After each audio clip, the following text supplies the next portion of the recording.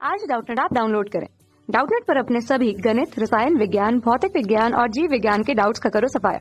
बस प्रश्न की फोटो खींचो, एक ही प्रश्न को क्रॉप करो और तुरंत वीडियो सोल्यूशन पाओ। अभी डाउनलोड करें।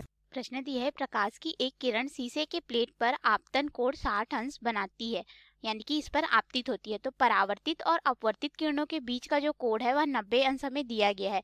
शीशे का अपवर्तनांक क्या होगा बताना है इस खाली स्थान के जगह पे। तो आइए हम लोग इस प्रश्न को हल करते हैं और शीशे का जो अपवर्तनांक होगा म्यू, इसके मान को ज्ञात करेंगे कि कितना होगा। तो देखिए हम लोग इसे इस चित्र के माध्यम से समझते हैं। ये हो गया हमारा अभिलंब, जिसे हम लोग एन डेश के नाम से दर्शा देते हैं, ठीक है।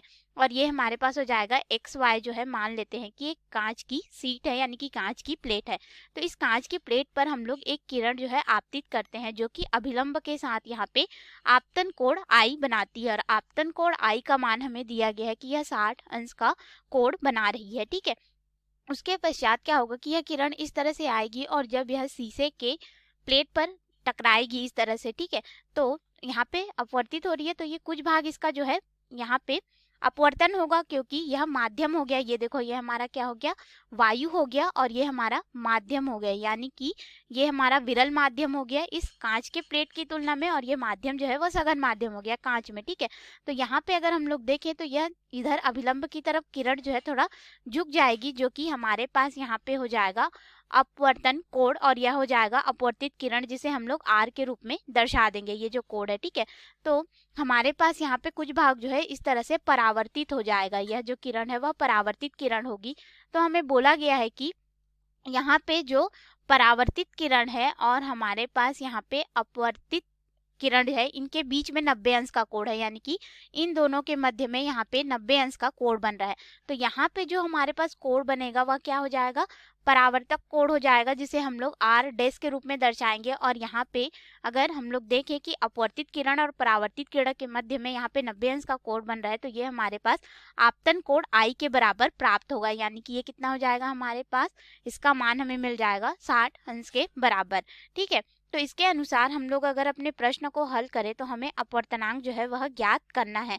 तो हमारे पास यहाँ पे क्या हो जाएगा, देखो ये हो जाएगा 60 अंश का कोण धन यहाँ पे हो जाएगा जो अपवर्तित किरण के माध्यम से बना हुआ कोण है, यानी कि अपवर्तन कोण आर, और बराबर हो जाएगा ये हमारे पास 90 अंश के। क्यों? क्योंकि देखिए अगर हम लोग यहाँ पे देखें तो ये 60 अंश हो गया, ठीक है। 60 अंश के बाद अगर हम लोग ये वाला कोण जो है हमें पता है 90 अंश है, तो इसको हम लोग हटा देंगे तो ये वाला पार्ट मिल जाएगा हमें। तो हम लोग उसी को समीकरण के रूप में लिखे हैं कि 60 अंश धन यहाँ पे हो जाएगा आर, यानी कि ये वाला जो है अपवर्तित कोण, और फिर ये वाले भाग के बराबर होगा। अर्थात क्योंकि देखो हमारे पास परावर्तित और अपवर्तित किरण के मध्य में 90 अंश का कोण है, हमें बताया गया है। अब इसके अनुसार अगर हम लोग यहाँ पे ज्ञात करें कि अपवर्तित कोण कितना होगा, जो अपवर्तन कोण है आर, उसका मान, तो यह कितना हो जाएगा हमारे पास 90/60, या फिर इसको हम लोग इस तरह से भी कर सकते थे, ये वाला जो मान है इसको इससे घटा देंगे तो ये वाला मान मिलेगा, बस हमने उसी को यहाँ पे किया है। तो आर बराबर कितना हो जाएगा, 30 अंश हमें मिलेगा, यानी कि अपवर्तन कोण का मान हम लोग ज्ञात कर चुके। तो हमने इसको इसलिए ज्ञात किया ताकि हम लोग अपवर्तनांक निकाल सके। अपवर्तनांक म्यू बराबर हो जाएगा हमारे पास इस कांच के जो प्लेट है उसका स्नेल के नियम से साइन आई, यानी कि आपतित किरण का जो कोण होगा बटे यहाँ पे हो जाएगा जो अपवर्तित किरण है उसका कोण, यानी कि साइन आर के रूप में।